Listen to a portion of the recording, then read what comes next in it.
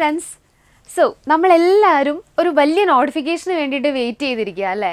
അതും SSC ഏത് നോട്ടിഫിക്കേഷനാണെന്ന് ഞാൻ പറയേണ്ട കാര്യമില്ലല്ലോ. സ്റ്റാഫ് സെലക്ഷൻ കമ്മീഷൻ നടത്തുന്ന SSC CGL നോട്ടിഫിക്കേഷൻ്റെ കാര്യമാണ് ഞാൻ പറഞ്ഞത്.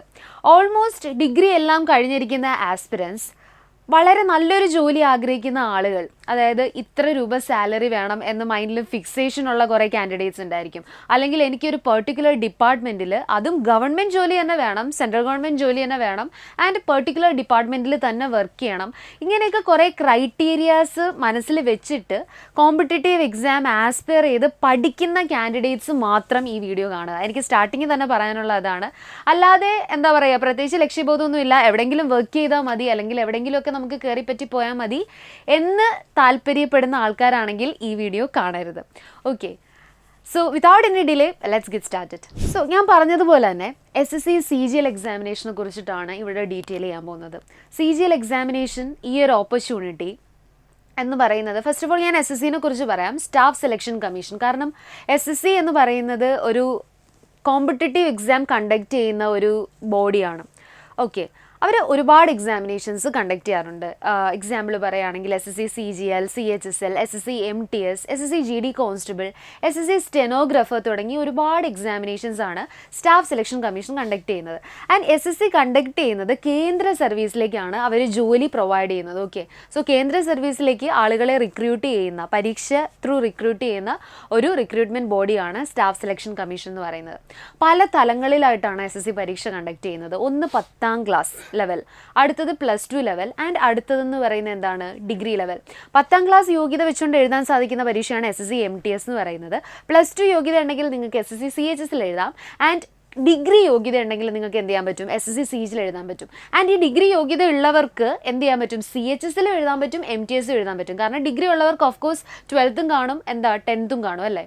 അപ്പോൾ അങ്ങനെയാണ് അതിൻ്റെ ഒരു ക്രൈറ്റീരിയ വരുന്നത്. സോ CGL എന്ന് പറയുന്നത് ഡിഗ്രി നിർബന്ധമായിട്ടും വേണ്ട ഒരു എക്സാമാണ് SSC CGL എന്ന് പറയുന്നത്. ഇതിൻ്റെ പ്രായപരിധി പറയുന്നത് ഏകദേശം 20 വയസ്സ് മുതൽ 30 വയസ്സ് വരെയാണ്. പക്ഷേ നമുക്ക് ഏജ് റിലാക്സേഷനും ഈ ഒരു കോമ്പറ്റേറ്റീവ് എക്സാമിന് അവൈലബിൾ ആണ്. ലൈക്ക് ഇപ്പം OBC നോൺ ക്രീമി ലെയർ കാറ്റഗറിയിൽ പെടുന്ന ഒരു ഉദ്യോഗാർത്ഥിയാണ് നിങ്ങളെങ്കിൽ നിങ്ങൾക്ക് 3 വർഷം ഏജ് റിലാക്സേഷൻ കിട്ടും. അതായത് ഞാൻ നേരത്തെ പറഞ്ഞ 30 വയസ്സെന്ന് പറയുന്ന അപ്പർ ഏജ് ലിമിറ്റ് 33 വയസ്സ് വരെ നിങ്ങൾക്ക് പരീക്ഷ എഴുതാൻ സാധിക്കും. ആൻഡ് നിങ്ങളൊരു SC ST കാറ്റഗറി ആണെങ്കിൽ ഈ പറഞ്ഞ 30 അപ്പർ ഏജ് ലിമിറ്റ് മാറി 35 വരെയാകും. ഓക്കെ, ആൻഡ് നമുക്ക് ഡിസബിലിറ്റി ഉള്ള കാൻഡിഡേറ്റ്സ് ഉണ്ട്, അവർക്ക് 10 വർഷം വരെയാണ് റിലാക്സേഷൻ ലഭിക്കുന്നത്. Person with bench mark disability ഉള്ള കാൻഡിഡേറ്റ്സിന് 10 വർഷം വരെ ഏജ് റിലാക്സേഷൻ കിട്ടും. ആൻഡ് നിങ്ങൾ എന്താ പറയുക, ഡിസബിലിറ്റിയിൽ വരുന്ന ഒരു കാൻഡിഡേറ്റ് ആണ്, ആൻഡ് നിങ്ങൾ OBC നോൺ ക്രീമി ലെയറും കൂടെ ആണെങ്കിൽ 13 വർഷമായിരിക്കും ഏജ് റിലാക്സേഷൻ. സിമിലർലി നിങ്ങൾ ഡിസബിലിറ്റി ഉണ്ട്, SC ST കാറ്റഗറി ആണെങ്കിൽ 15 വർഷം വരെ ഏജ് റിലാക്സേഷനും കിട്ടുന്നതാണ്. ആൻഡ് ഒരുപാട് ആസ്പിരൻസിനുള്ള ഒരു വലിയൊരു ഡൗട്ടാണ്, അല്ലെങ്കിൽ അവർക്ക് അറിയാൻ ആഗ്രഹമുള്ളൊരു കാര്യമാണ് ഈ CGL എക്സാമിനേഷൻ അല്ലെങ്കിൽ ഈ CGL റിക്രൂട്ട്മെൻറ്റിൽ വരുന്ന ഡിപ്പാർട്ട്മെൻറ്റുകൾ ഏതൊക്കെയാണ്, അതിൽ വരുന്ന വിവിധ പോസ്റ്റുകൾ ഏതൊക്കെയാണ്, ആൻഡ് ഓരോ പോസ്റ്റിൻ്റെയും പ്രായപരിധി എത്രയാണ്, ഓരോ പോസ്റ്റുകൾക്കും കിട്ടുന്ന സാലറി എത്രയാണെന്നുള്ളത്. ഓക്കെ, ഈ CGL എക്സാമിനേഷനെ പറ്റി പറയുകയാണെങ്കിൽ കമ്പൈൻഡ് ഗ്രാജുവേറ്റ് ലെവൽ എന്നാണ് നമ്മൾ SSC CGL എക്സാമിനേഷൻ്റെ ഒരു ഫുൾ ഫോം ആയിട്ട് വരുന്നത്. It's known as combined graduate level examination. CGL എന്ന് നമ്മൾ എന്ത് പറയും, ഷോർട്ടാക്കി പറയും. ഓക്കെ, ഇത് ഞാൻ നേരത്തെ പറഞ്ഞതുപോലെ തന്നെ ഡിഗ്രി ലെവൽ എക്സാം ആണ്. Okay, CGL is degree level examination and it's a combined graduate level examination. ഇതിനകത്ത് പ്രത്യേകത എന്താണെന്ന് വെച്ചാൽ CGL നമുക്ക് ഒരുപാട് ഡിപ്പാർട്ട്മെൻറ്റുകൾ വരുന്നുണ്ട്. അതും സെൻട്രൽ ഗവൺമെൻറ്റിൽ നമ്മൾ 4 ആൾക്കാരോട് പറഞ്ഞാൽ അറിയാൻ പറ്റുന്ന ഡിപ്പാർട്ട്മെൻറ്റ്സ് തന്നെയാണ്. എക്സാമ്പിൾ പറഞ്ഞാൽ CBI എന്ന് പറയുന്ന ഡിപ്പാർട്ട്മെൻറ്റ് നമുക്ക് എല്ലാവർക്കും അറിയാം. അതുപോലെ കസ്റ്റംസ് അറിയാം, CBDT അറിയാം, അതായത് കസ്റ്റംസ് ടാക്സ് ഡിപ്പാർട്ട്മെൻറ്റ് എന്നൊക്കെ പറയുന്ന ഡിപ്പാർട്ട്മെൻറ്റ് നമുക്കറിയാം. Central bureau of direct taxes ഇതാണ് CBDT എന്ന് പറയുന്ന ഡിപ്പാർട്ട്മെൻറ്റ്. ആൻഡ് നമ്മൾ controller and auditor general department, അത് വളരെ ഫെമിലിയർ ആയിട്ടുള്ള ഡിപ്പാർട്ട്മെൻ്റ് ആണ്. അതുപോലെ തന്നെ electronics and tele communications department, postal department, ഈ ഡിപ്പാർട്ട്മെൻറ്റ്സ് എല്ലാം വളരെ ഫേമസ് ആണ്. നമ്മുടെ സാധാരണക്കാരായ ആൾക്കാർക്ക് എല്ലാം അറിയാവുന്ന ഡിപ്പാർട്ട്മെൻറ്റ്സുകളാണ്. ഇവിടെയൊക്കെ ജോലി ചെയ്യാൻ ആഗ്രഹിക്കുന്ന ഒരുപാട് ഉദ്യോഗാർത്ഥികളുണ്ടായിരിക്കും. And specially excise department. So ഓരോ ഡിപ്പാർട്ട്മെൻറ്റുകളും ആ ഡിപ്പാർട്ട്മെൻറ്റുകളുടെ അണ്ടറിൽ വരുന്ന പോസ്റ്റുകളും അതിൻ്റെ വിദ്യാഭ്യാസ യോഗ്യത ഡിഗ്രിയാണ് ഓഫ് കോഴ്സ്. എന്നാലും ചില പോസ്റ്റുകൾക്ക് നമുക്ക് പരീക്ഷയുടെ സമയം വരുമ്പോൾ അഡീഷണൽ ആയിട്ട് ചില പേപ്പേഴ്സ് പഠിക്കേണ്ട കാര്യങ്ങളൊക്കെ ഉണ്ട്. സോ ഇതൊക്കെ നമുക്കൊന്ന് ഡിസ്കസ് ചെയ്യാം. ആദ്യം തന്നെ നമ്മൾ ബൈഫക്കേറ്റ് ചെയ്തിട്ടുണ്ട് ഡിപ്പാർട്ട്മെൻറ്റ് പോസ്റ്റുകളൊക്കെ. Salary depending on the salary തന്നെ ഞാൻ പറഞ്ഞു തുടങ്ങാം. ഓക്കെ, ആദ്യം തന്നെ നമ്മൾ പേ ലെവൽ 8 നിന്ന് തുടങ്ങുകയാണ്. അതായത് ഏകദേശം ബേസിക് പേ 47,000 തുടങ്ങി 1,00,000 മുകളിൽ നിങ്ങൾക്ക് മന്ത്ലി സാലറി കിട്ടുന്ന പോസ്റ്റുകൾ. ആൻഡ് ഇത് രണ്ടും ഞാൻ ഈ പറയാൻ പോകുന്നത് ഗസറ്റഡ് പോസ്റ്റാണെന്ന് പറയേണ്ടി വരും. 2 പോസ്റ്റുകളാണ് വരുന്നത്. Assistant audit officer and assistant account officer. രണ്ടും ഗസറ്റഡ് പോസ്റ്റാണ്. സെൻട്രൽ ഗവൺമെൻറ് ലെവലിലുള്ള അടിപൊളി പോസ്റ്റുകളാണ് ഇത് രണ്ടും. ഓക്കെ, ആൻഡ് ഇതിൻ്റെ ഡിപ്പാർട്ട്മെൻറ്റ് ഏതാണെന്ന് നോക്കുകയാണെങ്കിൽ ഞാൻ നേരത്തെ പറഞ്ഞതുപോലെ Indian audit and accounts department, controller and auditor general department. Okay, C&AG അതാണ് ഇതിൻ്റെ ഡിപ്പാർട്ട്മെൻറ്റിൻ്റെ പേര് പറയുന്നത്. ഇതിൻ്റെ പ്രായപരിധി പറഞ്ഞതുപോലെ തന്നെ 30 വയസ്സാണ്. ഓക്കെ, ആൻഡ് ഏജ് റിലാക്സേഷൻസ് ഞാൻ കുറച്ച് മുമ്പേ ഡിസ്കസ് ചെയ്തിരുന്നു. അതെല്ലാം ഈ 2 പോസ്റ്റുകൾക്ക് അവൈലബിൾ ആണ്. ഇതാണ് CGL എന്ന് പറയുന്നത് it's A mini civil service examination. May be civil സർവീസിന് പ്രിപ്പയർ ചെയ്യുന്ന ഒരുപാട് ആസ്പിറൻസ് ഉണ്ടായിരിക്കും. ഇൻ കേസ് അവർക്കത് കിട്ടാതെ വരികയും അവർ എന്താ പറയുക നെക്സ്റ്റ് ലെവലായിട്ട് നോക്കുന്ന ഓപ്ഷൻസ് ഒബ്വിയസ്ലി KS അല്ലെങ്കിൽ SSC CGL എന്ന് പറയുന്ന ഒരു എക്സാമിനേഷൻ തന്നെയായിരിക്കും, അതിൽ നോ ഡൗട്ട്. ഓക്കെ, ആൻഡ് ഇതൊരു അത്ര ഹൈ ലെവൽ എക്സാമിനേഷൻ ആണ് UPSC അല്ലെങ്കിൽ IAS പോലെ KS പോലെയൊക്കെ ഹൈ ലെവൽ എക്സാമിനേഷൻ ആണെന്ന് നിങ്ങൾ കരുതണ്ട. ഇത് ഡിഗ്രി ഉള്ള ഏതൊരാൾക്കും കുറച്ച് dedicated study, hard work and നല്ലൊരു പാഷൻ ഇതിലേക്ക് ഉണ്ടെന്നുണ്ടെങ്കിൽ ഹാർഡ് വർക്ക് ചെയ്യാനും തയ്യാറാണ്, സ്മാർട്ട് വർക്ക് ഇംപ്ലിമെൻറ്റ് ചെയ്യാൻ തയ്യാറാണ്, പ്രോപ്പറായിട്ട് സ്റ്റഡി പ്ലാൻ വെച്ച് പഠിക്കുകയാണെന്നുണ്ടെങ്കിൽ this is a possible hit. SSC CGL is definitely going to be a possible hit എന്ന് ഞാൻ പറയും. ഓക്കെ, സോ ഇതൊക്കെയാണ് സംഭവം. ഏജ് ലിമിറ്റ് എന്ന് പറയുന്നത് 30 years ആണ്. ഓക്കെ, ആൻഡ് അടുത്ത പേ ലെവൽ വരുന്നത് ഇതുപോലെ തന്നെ 44,000 തുടങ്ങി 1,42,000 വരെയാണ്. എക്സാക്ട്ലി നിങ്ങൾക്ക് പേ ലെവൽ ഈ ഞാൻ ആദ്യം പറഞ്ഞ 2 പോസ്റ്റിൻ്റെ പറയണമെന്നുണ്ടെങ്കിൽ നമുക്ക് 47,600 to 1,51,000 ആണ്. Moving on to the next thing. അടുത്ത പേ ലെവൽ 7 ആണ് വരുന്നത്. അതിൽ 44,900 തുടങ്ങി നമുക്ക് 1,42,000 വരും. ഇതിൽ വരുന്ന പോസ്റ്റുകളൊക്കെ ഞാനൊന്ന് പറയാം. അസിസ്റ്റൻറ്റ് സെക്ഷൻ ഓഫീസർ എന്ന് പറഞ്ഞ് ഒരു ഗ്രൂപ്പ് ഓഫ് പോസ്റ്റ് ഉണ്ട്. നമ്മളിപ്പോൾ അസിസ്റ്റൻറ്റ് സെക്ഷൻ ഓഫീസർ ആണെന്ന് പറയും, പക്ഷേ ഏത് ഡിപ്പാർട്ട്മെൻറ്റിലാണ്? പല കേന്ദ്ര സർവീസ് ഡിപ്പാർട്ട്മെൻറ്റുകളിലും ഈ അസിസ്റ്റൻറ്റ് സെക്ഷൻ ഓഫീസർ എന്ന് പറയുന്നൊരു പോസ്റ്റ് ഉണ്ട്. അതായത് സെക്രട്ടേറിയറ്റ് സർവീസിൽ അസിസ്റ്റൻറ്റ് സെക്ഷൻ ഓഫീസർ ഉണ്ട്, IB ഇൻ്റലിജൻസ് ബ്യൂറോയിൽ ഈ ഒരു അസിസ്റ്റൻറ്റ് സെക്ഷൻ ഓഫീസർ ഉണ്ട്, റെയിൽവേയിൽ ASO ഉണ്ട്, എക്സ്റ്റേണൽ അഫയേഴ്സിലും ASO ഉണ്ട്, AFHQയിൽ ഫോറിൻ അഫയേഴ്സ് അവിടെ എന്താ പറയുക സെക്ഷൻ ഓഫീസർ ഉണ്ട്. And then ministry of electronics and information technology അവിടെയും എന്തുണ്ട്? അസിസ്റ്റൻറ്റ് സെക്ഷൻ ഓഫീസർ എന്ന് പറയുന്നൊരു പോസ്റ്റ് വരുന്നുണ്ട്. ഇത് ഗ്രൂപ്പ് B പോസ്റ്റാണ്. ഇതിൻ്റെ പ്രായപരിധി ഏകദേശം 20 to 30 വയസ്സ് വരെ, നേരത്തെ പറഞ്ഞതുപോലെ തന്നെയുള്ളൊരു ഇതാണ് വരുന്നത്. അടുത്ത ഇത് നമ്മൾ പറയുന്നത് ആൻഡ് ഓൾസോ ഇവിടെ പറയുന്നുണ്ട് വേറെ other ministries, departments and organisation. അതായത് ഈ പറഞ്ഞ ഇത്രയും കൂടാതെ തന്നെ വേറെ പല കേന്ദ്ര സർവീസ് ഡിപ്പാർട്ട്മെൻറ്റുകളിലും ASO എന്ന് പറയുന്ന പോസ്റ്റ് ഉണ്ട്. ഓക്കെ, അടുത്തതാണ് ഇൻസ്പെക്ടർ ഓഫ് ഇൻകം ടാക്സ് എന്ന് പറയുന്നത്, അല്ലെങ്കിൽ ഇൻകം ടാക്സ് ഇൻസ്പെക്ടറാണ്. അത് എവിടെയായിരിക്കും? CBDTയിലാണ്. ഞാൻ നേരത്തെ പറഞ്ഞതുപോലെ സെൻട്രൽ ബ്യൂറോ ഓഫ് ഡയറക്റ്റ് ടാക്സസിൽ inspector, income tax inspector post. Okay, അത് വളരെ റെപ്യൂട്ടഡ് ആയിട്ട്, പേര് തന്നെ നമുക്ക് അറിയാം, വളരെ റെപ്യൂട്ടഡ് ആയിട്ടുള്ള പോസ്റ്റാണ്. ഗ്രൂപ്പ് C പോസ്റ്റാണ്. പ്രായപരിധി വരുന്നത് 30 വയസ്സാണ്. ഓക്കെ, ഇനി എക്സൈസ് ഇൻസ്പെക്ടർ പോസ്റ്റും group B and it's not exceeding 30 years. അടുത്തത് പ്രിവെൻറ്റീവ് ഇൻസ്പെക്ടർ പോസ്റ്റാണ്, അല്ലെങ്കിൽ പ്രിവെൻറ്റീവ് ഓഫീസർ പോസ്റ്റാണ് കസ്റ്റംസ് ഡിപ്പാർട്ട്മെൻറ്റിൽ. അടുത്തത് ഇൻസ്പെക്ടർ എക്സാമിനർ എന്ന് പറയുന്നൊരു പോസ്റ്റും കൂടെ ഇതിൽ വരുന്നുണ്ട് കസ്റ്റംസിൽ. അതുപോലെ തന്നെ എൻഫോഴ്സ്മെൻറ്റ് ഓഫീസർ പോസ്റ്റ് ഉണ്ട്. ഇത് റവന്യൂ ഡിപ്പാർട്ട്മെൻറ്റിലാണ് ഈ ഒരു പോസ്റ്റ് വരുന്നത്. സബ് ഇൻസ്പെക്ടർ പോസ്റ്റ് വരുന്നുണ്ട്, അത് CBIയിലാണ്. ഓക്കെ, അതായത് CBI ഇൻസ്പെക്ടർ തന്നെയാണ്. ആൻഡ് ഇൻസ്പെക്ടർ പോസ്റ്റുകൾ പിന്നെ വരുന്നത് പോസ്റ്റൽ ഡിപ്പാർട്ട്മെൻറ്റിലാണ്, മിനിസ്ട്രി ഓഫ് കമ്മ്യൂണിക്കേഷൻ ഡിപ്പാർട്ട്മെൻറ്റിലാണ്.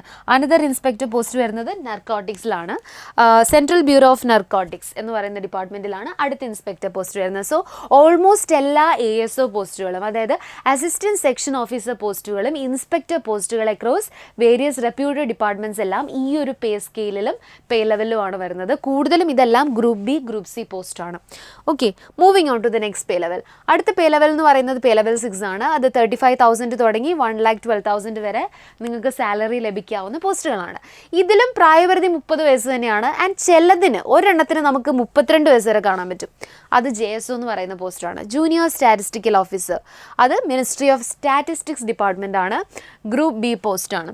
അടുത്തത് ഇൻ്റലിജൻസ് ഓഫീസറാണ്, നർക്കോട്ടിക് കൺട്രോൾ ബ്യൂറോയിൽ ഇൻസ്പെക്ടർ പോസ്റ്റാണ് വരുന്നത്. ആൻഡ് ഒരു ഇൻസ്പെക്ടർ പോസ്റ്റും കൂടി ഇവിടെ വരുന്നുണ്ട്, investigation agency NIA, national investigation ഏജൻസിയിലുള്ള ഇൻസ്പെക്ടർ പോസ്റ്റും ഈ ഒരു പേ ലെവലിലാണ് വരുന്നത്. ആൻഡ് ഡിവിഷണൽ അക്കൗണ്ടൻറ്റ്, അത് കൺട്രോളർ ആൻഡ് ഓഡിറ്റർ ജനറൽ ഓഫീസിൽ തന്നെയായിരിക്കും ആ ഒരു പോസ്റ്റ് വരുന്നത്, ഡിവിഷണൽ അക്കൗണ്ടൻറ്റ് പോസ്റ്റ് വരുന്നത്. ആൻഡ് അസിസ്റ്റൻറ്റ് പോസ്റ്റുകൾ, അസിസ്റ്റൻ്റ് എന്ന് പറയുമ്പോൾ അക്രോസ് വേരിയസ് ഓർഗനൈസേഷൻസ് ആൻഡ് മിനിസ്ട്രീസിലാണ് ആ ഒരു അസിസ്റ്റൻറ്റ് പോസ്റ്റ് വരുന്നത്. Okay, moving on.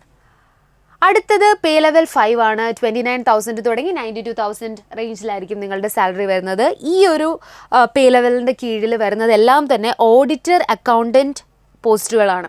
ഡിപ്പാർട്ട്മെൻറ്റ്സ് നമ്മൾ നോക്കുകയാണെങ്കിൽ controller and auditor general department ഉണ്ട്, ബാക്കിയുള്ള മിനിസ്ട്രി ആൻഡ് ഡിപ്പാർട്ട്മെൻറ്റ്സ് ഇവിടെ പറയുന്നുണ്ട്. ആൻഡ് കൂടുതലും C and AG ആണ് ഓഡിറ്റർ പോസ്റ്റുകൾ വരുന്നത്. ഓക്കെ, ഈ ഓഡിറ്റർ പോസ്റ്റുകളൊക്കെ കണ്ടുകൊണ്ട് നിങ്ങൾ കൺഫ്യൂസ്ഡ് ആവണ്ട, അയ്യോ ഒരു പർട്ടിക്കുലർ ഡിഗ്രി സ്ട്രീം തന്നെ വേണം എന്നുള്ളത്. അങ്ങനൊരു സംഭവമില്ല. നിങ്ങൾ ഏത് സ്ട്രീമിൽ ഡിഗ്രി പഠിച്ചവരായിക്കോട്ടെ, BSc, BA or whatever, degree ഉണ്ടായിരിക്കണം, അത്ര തന്നെ ഉള്ളൂ. ഡിഗ്രി നിങ്ങൾ പാസ് ഔട്ട് ആയിട്ടുണ്ടെങ്കിൽ, even BTech whatever it is, നിങ്ങൾക്കൊരു യൂണിവേഴ്സിറ്റി അപ്രൂവ് ചെയ്തിട്ടുള്ള ഒരു ഡിഗ്രി ഉണ്ട് എന്നുണ്ടെങ്കിൽ, UGC അപ്രൂവ്ഡ് ആയിട്ടുള്ള ഒരു ഡിഗ്രി ഉണ്ടെന്നുണ്ടെങ്കിൽ നിങ്ങൾക്ക് ഇതിലേക്കെല്ലാം അപേക്ഷ സമർപ്പിക്കാൻ സാധിക്കുന്നതാണ്. ഓക്കെ, ഒരു പർട്ടിക്കുലർ പോസ്റ്റിന് പർട്ടിക്കുലർ ഡിഗ്രി വേണമെന്നില്ല. ഇനി നമ്മുടെ കമ്മിങ് സെഷൻസിൽ ഡീറ്റെയിൽഡ് ആയിട്ടൊരു വീഡിയോ ചെയ്യുന്നതായിരിക്കും. ഞാൻ ചില പോസ്റ്റുകൾ പറഞ്ഞായിരുന്നു. ഇത്രയും പോസ്റ്റുകൾ പറഞ്ഞതിൻ്റെ ഇടയിൽ 3 പോസ്റ്റുകളുണ്ട്. ഒന്ന് JSO, ജൂനിയർ സ്റ്റാറ്റിസ്റ്റിക്കൽ ഓഫീസർ, അതുപോലെ തന്നെ assistant audit officer, assistant account officer. ഈ 3 പോസ്റ്റുകൾക്ക് മാത്രം പ്രിലിംസ് പരീക്ഷ നിങ്ങൾ എഴുതി കഴിഞ്ഞ് മെയിൻസ് പരീക്ഷ നിങ്ങൾ എഴുതുന്ന സമയത്ത് എല്ലാ പോസ്റ്റുകൾ അപ്ലൈ ചെയ്തവർക്കും മെയിൻസിൻ്റെ പേപ്പർ കോമൺ ആണ്. പക്ഷേ ഈ 3 പോസ്റ്റുകൾ അപ്ലൈ ചെയ്തവർക്ക് മെയിൻസ് എഴുതുന്ന സമയത്ത് ആഡ് ഓൺ ചെയ്ത് കുറച്ച് പേപ്പേഴ്സ് വരും. കുറച്ച് പേപ്പേഴ്സ് എന്നല്ല, ജസ്റ്റ് സിംഗിൾ പേപ്പർ, ഒരൊറ്റ പേപ്പർ മാത്രം വരും. ഇപ്പോൾ JSOയിലേക്ക് നിങ്ങൾ അപ്ലൈ ചെയ്തിട്ടുണ്ടെങ്കിൽ മെയിൻസിൻ്റെ കൂടെ, മെയിൻസ് പരീക്ഷ എഴുതുന്നതിൻ്റെ കൂടെ നിങ്ങൾ സ്റ്റാറ്റിസ്റ്റിക്സിൻ്റെ ഒരു ജനറൽ പേപ്പർ എഴുതേണ്ടതായിട്ട് വരും. ആൻഡ് ബാക്കി 2 പോസ്റ്റുകളിലേക്ക് നിങ്ങൾ അപ്ലൈ ചെയ്തിട്ടുണ്ടെങ്കിൽ, അതായത് assistant audit officer and assistant account officer പോസ്റ്റിലേക്ക് നിങ്ങൾ അപ്ലൈ ചെയ്തിട്ടുണ്ടെങ്കിൽ മെയിൻസ് പരീക്ഷ എഴുതുന്നതിൻ്റെ കൂട്ടത്തിൽ നിങ്ങൾക്ക് എക്സ്ട്രാ ആയിട്ട് ഫൈനാൻസ് ആൻഡ് ഇക്കണോമിക്സിൻ്റെ ഒരു അഡീഷണൽ പേപ്പറും വരും. 100 മാർക്കേ ഉള്ളൂ. ഫൈനാൻസ് ആൻഡ് എക്കണോമിക്സും 100 മാർക്കാണ്, സ്റ്റാറ്റിസ്റ്റിക്സും 100 മാർക്കാണ്. ഓക്കെ, ഫോർ 100 ക്വസ്റ്റ്യൻസ്, 100 ചോദ്യങ്ങൾക്ക് 100 മാർക്ക്, ആ ഒരു ലെവലിലാണ് വരുന്നത്. ഓക്കെ, നമ്മൾ ഡീറ്റെയിൽഡ് ആയിട്ടുള്ള ഒരു എക്സാം പാറ്റേണും കാര്യങ്ങളും ഒക്കെ നമ്മുടെ അപ്കമിങ് വീഡിയോസിൽ നമ്മൾ ചെയ്യുന്നതായിരിക്കും, CGL റിലേറ്റഡ് ആയിട്ട്. നിങ്ങൾക്ക് അങ്ങനെയുള്ള വീഡിയോസ് ആവശ്യമാണെങ്കിൽ do comment in the comment session. Okay, so ഇത്രയും പോസ്റ്റുകളാണ് ഈ ഒരു പേ ലെവലിൽ വരുന്നത്. നമ്മളിനി നോക്കുകയാണെന്നുണ്ടെങ്കിൽ അടുത്തത് പേ ലെവൽ 4 ആണ്. ഞാൻ നേരത്തെ പറഞ്ഞില്ലേ, കണ്ടില്ലേ, പോസ്റ്റുകൾ കഴിഞ്ഞിട്ടില്ല, ഡിപ്പാർട്ട്മെൻറ്റ്സും കഴിഞ്ഞിട്ടില്ല. ഒരുപാട് പോസ്റ്റുകളും ഡിപ്പാർട്ട്മെൻറ്റ്സുമാണ് ഈ ഒരു സിംഗിൾ എക്സാമിലൂടെ കവർ ചെയ്യുന്നത്. ഓപ്പർച്യൂണിറ്റി അത്രയും വാസ്റ്റ് തന്നെയാണ്. And pretty good number of vacancies ആണ് എല്ലാ തവണയും നമ്മൾ CGLനെ എക്സ്പെക്റ്റ് ചെയ്യുന്നത്. ഈ പേ ലെവലിൽ നോക്കുകയാണെങ്കിൽ നമുക്ക് പോസ്റ്റൽ അസിസ്റ്റൻറ്റ്, സോർട്ടിംഗ് അസിസ്റ്റൻറ്റ്, ഈ പോസ്റ്റുകളൊക്കെ വളരെ ഫേമസ് ആണ്. നിങ്ങൾ കേട്ടിട്ടുണ്ടായിരിക്കും. പണ്ട് ഇത് CHSLൻ്റെ അണ്ടറിലായിരുന്നു വന്നിരുന്നത്, ഇപ്പോൾ ഇത് CGLൻ്റെ അണ്ടറിലേക്ക് ആക്കിയിട്ടുണ്ട് ഈ പോസ്റ്റൽ ആൻഡ് സോർട്ടിംഗ് അസിസ്റ്റൻറ്റ് പോസ്റ്റുകളൊക്കെ. ആൻഡ് ഇത് department of post, ministry of കമ്മ്യൂണിക്കേഷനിലൊക്കെയാണ് ആ ഡിപ്പാർട്ട്മെൻറ്റ് വരുന്നത്. പിന്നെ സെക്രട്ടേറിയറ്റ് അസിസ്റ്റൻറ്റ് അല്ലെങ്കിൽ അപ്പർ ഡിവിഷൻ ക്ലർക്ക് ഡിപ്പാർട്ട്മെൻറ്റ് വരികയാണെങ്കിൽ central government officers, ministries, other cadres ഒക്കെയാണ് പറയുന്നത്. ഇനി senior administrative assistant, military engineering services, ministry of defence. വളരെ നല്ല ഡിപ്പാർട്ട്മെൻറ്റ്സ് ആണ് ഈ കാണുന്നതെല്ലാം. ഇതിൻ്റെ എല്ലാം പ്രായപരിധി 18 to 27 ആണ് പറഞ്ഞിരിക്കുന്നത് ഈ പോസ്റ്റുകളുടെ. ടാക്സ് അസിസ്റ്റൻറ്റ് തന്നെ കസ്റ്റംസിലും ഉണ്ട്, സെൻട്രൽ ബ്യൂറോ ഓഫ് ഡയറക്റ്റ് ടാക്സസിലും ഉണ്ട്. സബ് ഇൻസ്പെക്ടർ പോസ്റ്റ് നർക്കോട്ടിക്സിൽ പറയുന്നുണ്ട്. അപ്പർ ഡിവിഷൻ ക്ലർക്ക് പറയുന്നത് ജനറൽ ബോർഡർ റോഡ് ഓർഗനൈസേഷനിലാണ് പറഞ്ഞേക്കുന്നത്. ഇതെല്ലാം തന്നെ ഗ്രൂപ്പ് സി പോസ്റ്റുകളാണ്. കസ്റ്റംസ് വരുന്നുണ്ട്, central bureau of direct taxes department വരുന്നുണ്ട്, നാർക്കോട്ടിക്സ് വരുന്നുണ്ട്, ഡിഫൻസ് വരുന്നുണ്ട്, സെൻട്രൽ ഗവൺമെൻറ് ഓഫീസേഴ്സ് വരുന്നുണ്ട്. എക്രോസ് സെൻട്രൽ ഗവൺമെൻറ്റിലുള്ള ഡിഫറെൻറ്റ് ഓഫീസേഴ്സ് ആൻഡ് ഡിപ്പാർട്ട്മെൻറ്റ്സ് ആണ് ഇത് ഉദ്ദേശിക്കുന്നത്. അവിടെ തന്നെ സെക്രട്ടറിയേറ്റ് അസിസ്റ്റൻറ്റ് അല്ലെങ്കിൽ അപ്പർ ഡിവിഷൻ ക്ലർക്ക് പോസ്റ്റാണ് പറയുന്നത്. പിന്നെ നമ്മുടെ postal ഡിപ്പാർട്ട്മെൻറ്റും. Okay, postal assistant, sorting assistant ഒക്കെ പോസ്റ്റൽ ഡിപ്പാർട്ട്മെൻ്റ് ആണ്. ആൻഡ് ഇതിനായിട്ട് എങ്ങനെ അപേക്ഷ സമർപ്പിക്കണം എന്ന് ചോദിച്ചാൽ, നോട്ടിഫിക്കേഷൻ വരുന്ന സമയത്ത് SSCയുടെ ഒഫീഷ്യൽ വെബ്സൈറ്റ് ssc.nic.in എന്നൊരു ഒഫീഷ്യൽ വെബ്സൈറ്റ് ഉണ്ട്. അത് ത്രൂ ആണ് നമ്മൾ അപേക്ഷ സമർപ്പിക്കുന്നത്. നോട്ടിഫിക്കേഷൻ വരുന്ന സമയത്ത് നമ്മൾ ഡീറ്റെയിൽഡ് ആയിട്ട് ഒരു ഹൗ ടു അപ്ലൈ വീഡിയോ ചെയ്യുന്നതായിരിക്കും. കേരള PSC പോലെ തന്നെയാണ് SSC എന്ന് പറയുന്നതും. നിങ്ങൾ ആദ്യം തന്നെ എന്ത് ചെയ്യുക, SSCയുടെ വെബ്സൈറ്റിൽ കയറി നിങ്ങളുടെ ഒരു പ്രൊഫൈൽ പേജ്, നിങ്ങളുടെ ബേസിക് ഡീറ്റെയിൽസ് ഒക്കെ കൊടുത്തിട്ട് അവിടെ ക്രിയേറ്റ് ചെയ്തിടുക. കഴിഞ്ഞു, പരിപാടി കഴിഞ്ഞു. ആ ഒരൊറ്റ കാര്യം ചെയ്താൽ മതി. പിന്നെ എന്ത് നോട്ടിഫിക്കേഷൻ സെൻട്രൽ ഗവൺമെൻറ് ലെവലിൽ വന്നാലും നിങ്ങളുടെ യോഗ്യത അനുസരിച്ചിട്ട് അത് നിങ്ങളുടെ പ്രൊഫൈലിൽ വന്ന് കിടക്കും. നിങ്ങൾക്ക് എന്ത് ചെയ്യാം, പ്രൊഫൈലിൽ കയറി ജസ്റ്റ് CGLൻ്റെ ആദ്യം തന്നെ നിങ്ങൾ എന്ത് ചെയ്യുക, ഇപ്പോൾ ഈ വീഡിയോ കാണുന്നവരെല്ലാം തന്നെ നിങ്ങൾ ഇതുവരെ ചെയ്തിട്ടില്ല എന്നുണ്ടെങ്കിൽ SSCയുടെ ഒഫീഷ്യൽ വെബ്സൈറ്റിൽ കയറിയിട്ട് ഒരു പ്രൊഫൈൽ ക്രിയേറ്റ് ചെയ്തിടാനായിട്ട് ശ്രദ്ധിക്കുക. ആ പ്രൊഫൈൽ ക്രിയേറ്റ് ചെയ്തിടുക. സോ ദാറ്റ് CGLൻ്റെ നോട്ടിഫിക്കേഷൻ വരുമ്പോൾ എന്ത് ചെയ്യുക, ജസ്റ്റ് നിങ്ങളുടെ SSC ഒഫീഷ്യൽ വെബ്സൈറ്റിൽ കയറിയിട്ട് നിങ്ങളുടെ പ്രൊഫൈൽ ലോഗിൻ ചെയ്തിട്ട് ഒരു 1-2 ക്ലിക്ക് മതി. നോട്ടിഫിക്കേഷൻ എന്താ പറയുക, ഈ ഒരു ആപ്ലിക്കേഷൻ നിങ്ങൾക്ക് സബ്മിറ്റ് ചെയ്യാൻ പറ്റും. SSC CGLൻ്റെ PSC പോലെ തന്നെ SSC CGL നിങ്ങളുടെ പ്രൊഫൈലിൽ വന്ന് കിടപ്പുണ്ടായിരിക്കും. അതിൽ കയറുക, ഫ്യൂ ക്ലിക്സ് ആൻഡ് തിങ്സ്, അത് നിങ്ങൾക്ക് ആപ്ലിക്കേഷൻ കംപ്ലീറ്റ് ചെയ്യാനായിട്ട് പറ്റുന്നതായിരിക്കും. That's it. അങ്ങനെയാണ് അതിൻ്റെ ആപ്ലിക്കേഷൻ പ്രോസസ്സ് പോകുന്നത്. ഓക്കെ, ആൻഡ് സോ ഞാൻ അസിസ്റ്റൻറ്റ് ഓഡിറ്റ് ഓഫീസർ ആൻഡ് JSൻ്റെ കാര്യമൊക്കെ ഓൾറെഡി പറഞ്ഞിട്ടുണ്ടായിരുന്നു. അതിൻ്റെയൊക്കെ വിദ്യാഭ്യാസ യോഗ്യത എല്ലാത്തിൻ്റെയും ഡിഗ്രി തന്നെയാണ്. പക്ഷേ എന്താ പറയുക, JSO ആണെങ്കിലും assistant audit and assistant account officer ആണെങ്കിലും മെയിൻസിൻ്റെ കൂടെ അഡീഷണൽ ആയിട്ട് JSO ആണെങ്കിൽ സ്റ്റാറ്റിസ്റ്റിക്സിൻ്റെ ഒരു പേപ്പർ എഴുതുക. AAO ആണെങ്കിൽ അസിസ്റ്റൻറ്റ് ഓഡിറ്റ് ഓഫീസറും അസിസ്റ്റൻറ്റ് അക്കൗണ്ട് ഓഫീസേഴ്സും ആണെങ്കിൽ നിങ്ങൾ എന്ത് ചെയ്യുക, മെയിൻസിൻ്റെ കൂടെ ഫൈനാൻസിൻ്റെ ഒരു പേപ്പറും കൂടെ എഴുതേണ്ടി വരിക. അപ്പോൾ ചിന്തിക്കേണ്ട കാര്യമില്ല, സ്റ്റാറ്റിസ്റ്റിക്സ് പഠിച്ചവർക്ക് മാത്രമേ അത് എഴുതാൻ പറ്റുള്ളൂ, അല്ലെങ്കിൽ ഫൈനാൻസ്, കൊമേഴ്സ്, ഇക്കണോമിക്സ് ഒക്കെ പഠിച്ചവർക്ക് മാത്രമേ ഓഡിറ്റ് ഓഫീസറിലേക്ക് അപ്ലൈ ചെയ്യാൻ പറ്റുള്ളൂ. അങ്ങനെയുള്ള ഒന്നുമില്ല. വെറും ഡിഗ്രി, അതും പല സ്ട്രീം, BTech പഠിച്ചവരുണ്ട്, BSc പഠിച്ചവരുണ്ട്, BA പഠിച്ചവരുണ്ട്. ഇങ്ങനെയുള്ളവർ തന്നെയാണ് ഈ എക്സാമിനായിട്ട് ഫോക്കസ്ഡായിട്ട് പ്രിപ്പയർ ചെയ്യുന്നത്. നമ്മുടെ സിവിൽ സർവീസ് പോലെ തന്നെയാണ്. സിവിൽ സർവീസിന് പല ആസ്പിറൻസും ഓപ്ഷണലായിട്ട് എടുക്കുന്നത് അവർ പഠിച്ച സബ്ജക്റ്റ് ഒന്നും ആയിരിക്കത്തില്ല. ചിലപ്പം ഒരു ഡോക്ടറായിട്ടുള്ളൊരു വ്യക്തി ചിലപ്പം എടുക്കുന്നത് പബ്ലിക് അഡ്മിനിസ്ട്രേഷൻ ആയിരിക്കാം ഓപ്ഷണലായിട്ട് എടുക്കുന്നത്. അതുപോലെ തന്നെ നിങ്ങൾ ഇവിടെയും കണ്ടാൽ മതി, ഡിഗ്രി ഉള്ളവരാണ് ഇതൊക്കെ പഠിച്ചെടുക്കാൻ പറ്റുന്ന സബ്ജക്റ്റുകളാണ് ഈ ഫൈനാൻസും അതുപോലെ സ്റ്റാറ്റിസ്റ്റിക്സിൻ്റെ പേപ്പർ എന്നൊക്കെ പറയുന്നത്. കൂടുതൽ ഈ എക്സാമിനേഷൻ ക്ലിയർ ചെയ്യുന്നതും എന്താ പറയുക, ഈ സ്റ്റാറ്റിസ്റ്റിക്സ് മെയിൻ എടുത്ത് പഠിച്ചവരോ ഫൈനാൻസ്, എക്കണോമിക്സ് ഒന്നുമല്ല. അത് പിന്നീട് അവർ പഠിച്ചെടുക്കുന്നതാണ് to have to get into their dream job. ഈ സബ്ജക്റ്റുകളിൽ നിങ്ങൾക്കൊരു ഇൻട്രസ്റ്റ് ഉണ്ടായിരിക്കണം, ഫൈനാൻസിലാണെങ്കിലും സ്റ്റാറ്റിസ്റ്റിക്സിലാണെങ്കിലും. എന്നിട്ട് പഠിച്ചെടുക്കുക, പരീക്ഷ എഴുതുക, ക്ലിയർ ചെയ്യുക. ആൻഡ് ഈ CGL എക്സാമിനേഷന് എങ്ങനെ പ്രിപ്പയർ ചെയ്യാം, അതായത് ഓരോ ദിവസവും എത്ര ടൈം ഇതിനായിട്ട് ഡിവോട്ട് ചെയ്യണം, ഓരോ ദിവസം എടുക്കുകയാണെങ്കിൽ ഏത് സബ്ജക്റ്റ് ആദ്യം പഠിക്കണം. ഓക്കെ, ദിവസങ്ങൾ മുൻപോട്ട് പോകുന്നതിനനുസരിച്ചിട്ട് സിലബസിലുള്ള ഏതൊക്കെ ടോപ്പിക്കുകൾ ഏത് ഓർഡറിൽ പഠിച്ചു പോകണം, ആൻഡ് പരീക്ഷ എങ്ങനെ എത്ര ദിവസത്തിൽ ഒരു പ്രോപ്പർ സ്റ്റഡി പ്ലാൻ വെച്ചിട്ട് നിങ്ങൾക്ക് ക്ലിയർ ചെയ്യണം എന്നൊക്കെ നിങ്ങൾക്ക് ആഗ്രഹം ഉണ്ടായിരിക്കും എന്ന് എനിക്ക് നന്നായിട്ട് അറിയാം. സോ കൂടുതലായിട്ട് എങ്ങനെ പഠിക്കണം, ഓരോ ദിവസം എന്തൊക്കെ പഠിക്കണം, ഏത് സ്റ്റഡി പ്ലാൻ ഫോളോ ചെയ്യണം എന്നൊക്കെ നിങ്ങൾക്ക് അറിയാൻ ആഗ്രഹം ഉണ്ടെങ്കിൽ ഡിസ്ക്രിപ്ഷനിൽ ഒരു സ്റ്റഡി പ്ലാൻ അറ്റാച്ച് ചെയ്തേക്കാം. അത് നിങ്ങൾ ജസ്റ്റ് കയറി ചെക്ക് ചെയ്താൽ മാത്രം മതിയാവും. ആൻഡ് നമ്മുടെ എൻട്രിയും SSC CGLൻ്റെ അടിപൊളി കോഴ്സസ് തന്നെയാണ് പ്രൊവൈഡ് ചെയ്യുന്നത്. ആൻഡ് ഒരു പ്രോപ്പർ ഫോക്കസ്ഡ് ആയിട്ടുള്ള ഒരു ബാച്ച് തന്നെയായിരിക്കും SSC CGLൻ്റെ. നിങ്ങൾക്ക് ലൈവ് ക്ലാസ്സസ് ഉണ്ടായിരിക്കും, റെക്കോർഡഡ് സെഷൻ. നിങ്ങൾ എൻട്രി ആപ്പിൽ ജോയിൻ ചെയ്യുമ്പോൾ തന്നെ സിലബസിലുള്ള A to Z ടോപ്പിക്സിൻ്റെ റെക്കോർഡഡ് ക്ലാസ്സസ് നമ്മുടെ ആപ്ലിക്കേഷനിലുണ്ട്. ആൻഡ് അതോടൊപ്പം തന്നെ നിങ്ങൾക്ക് എക്സ്പീരിയൻസ്ഡ് ആയിട്ടുള്ള ഫാക്കൽറ്റീസിൻ്റെ 3 to 4 ലൈവ് ഇൻ്ററാക്റ്റീവ് സെഷൻസ് ആണ്. 1 hour ഡ്യൂറേഷനിൽ വരുന്ന ലൈവ് ക്ലാസ്സസും നമ്മുടെ ഫാക്കൽറ്റീസിൻ്റെ ഉണ്ടാവും.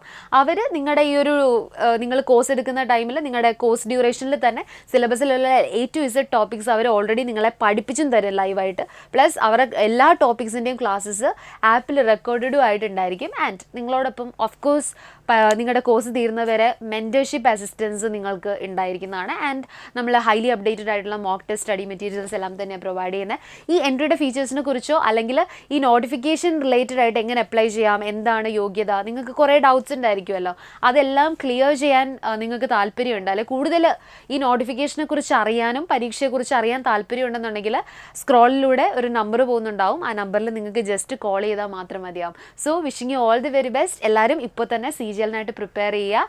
And all the very best once again. It's me, Amisha. Thank you.